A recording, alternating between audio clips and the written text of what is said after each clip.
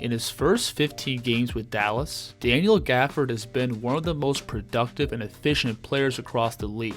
In this video, we're going to go over what Daniel brings to the Mavericks on both ends of the court, and how his game is going to be perfect for Dallas come playoff time. Now, when building a team around Kyrie and Luka, I think by far the most important thing to have is defense. And this is something that Gafford for sure brings to the table. Per 36 minutes this year, Gafford is averaging over 3 blocks per game. Physically, Daniel stands at 6'10", with a lengthy 7'2" wingspan. And those physical tools by itself is already enough to make Gafford an elite rim protector. Shepard through the defense and another swat by Gafford. Now, on top of that height and reach, Gafford also has really good awareness off the ball. Daniel always keeps track of both where his man and the ball is. Plus, he also knows which spots on the floor his teammates are shifting to. On this play, you'll see Cade Cunningham get to this baseline drive. But notice how this weak side defender is going to slide down and tag Gafford's man, which then gives Daniel a license to rotate over and eliminate this shot. We can see the same thing on this play, where the ball's coming downhill, and this weak side defender slides over to tag the big, which again allows Gafford to switch over and wall off this drive. And then for his size, Gafford is also extremely mobile, being able to quickly scramble and cover ground on the floor to then shoot up and erase shots. You'll see Klay Thompson on this play working off this cross screen. And notice how Gafford is both able to step up and keep Klay from turning the corner, and then scramble back down to eliminate the shot.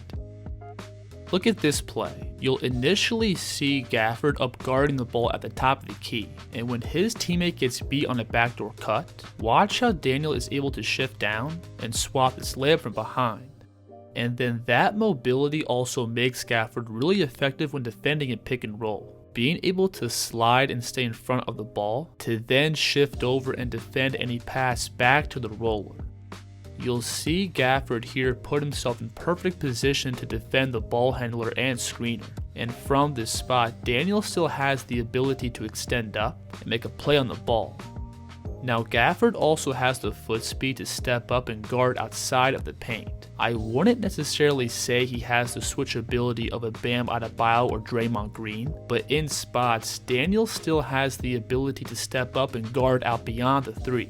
You'll see him here close out and use his length to run Andrew Wiggins off the line. And from this spot, watch how Gafford is able to rotate his hips and scramble back down to swat this shot.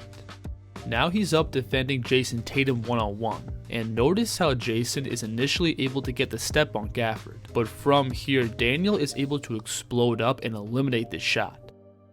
So overall defensively, Gafford right now is one of the best rim protectors across the league.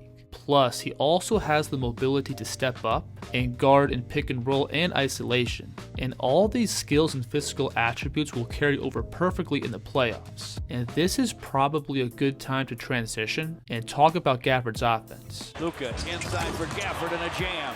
Now, Gafford's role for Dallas on the offensive end is pretty straightforward. Daniel is typically the only non-shooter on the floor, so to keep the floor spaced out, the Mavs primarily use Daniel as a screener, which pulls his man out of the paint, giving Dallas's playmakers all this room to work with. And a big bulk of Gafford's scoring comes from him rolling towards the basket, where Daniel possesses some really unique physical tools. Kadunchich fakes a shot inside to Gafford for a jam. When rolling downhill, Gafford is an easy above the rim lob threat. First, Daniel's reach and vertical pop off the floor allows him to catch and finish pretty much any pass that's somewhere close to the basket. On this play, you'll see Tim Hardaway working off the screen. And notice how he puts up this lob that's extended out pretty far away from the basket. But from this spot, Gafford is able to extend up and snag this pass with one hand to throw it down.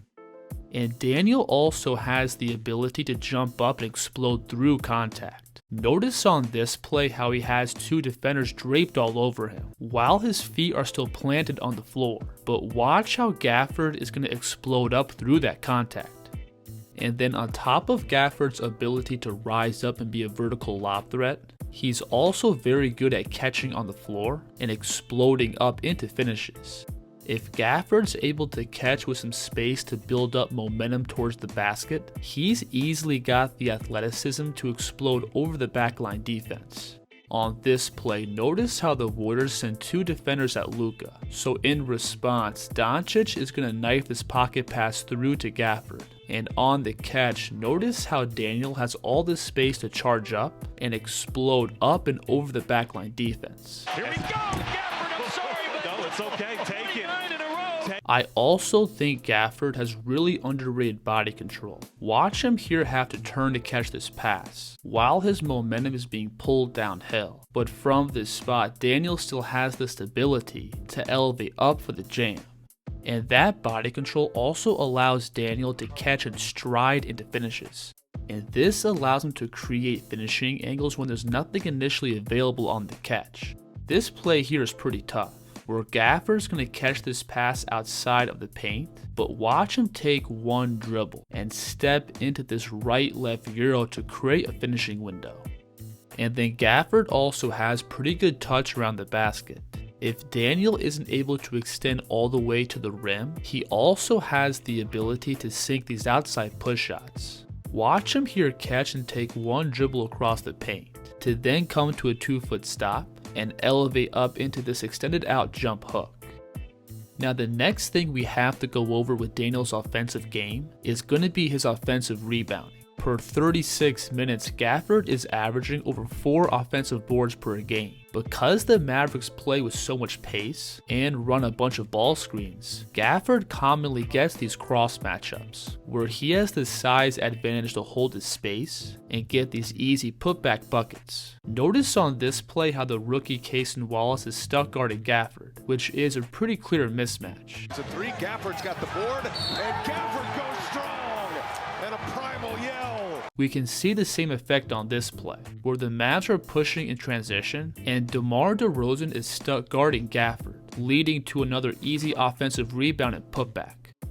And we can also see the same effect in the half court, where if teams try to switch or play zone in order to avoid any defensive breakdown, it's going to lead to mismatches down low for Gafford to attack. Notice on this play how Nikola Vucevic is going to extend up and meet Luka at the level of the screen. And this allows Gafford to dive down towards the basket and play bully ball against a smaller backline defense.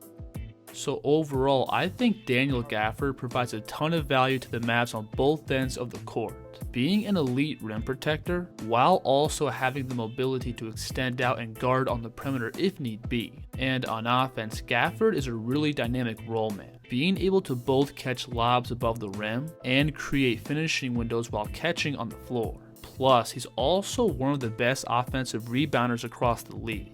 I think all these skills will for sure be huge for Dallas come playoff time. If you enjoyed the video, please like and subscribe, and let me know in the comments who the kid should break down next. The kid's here.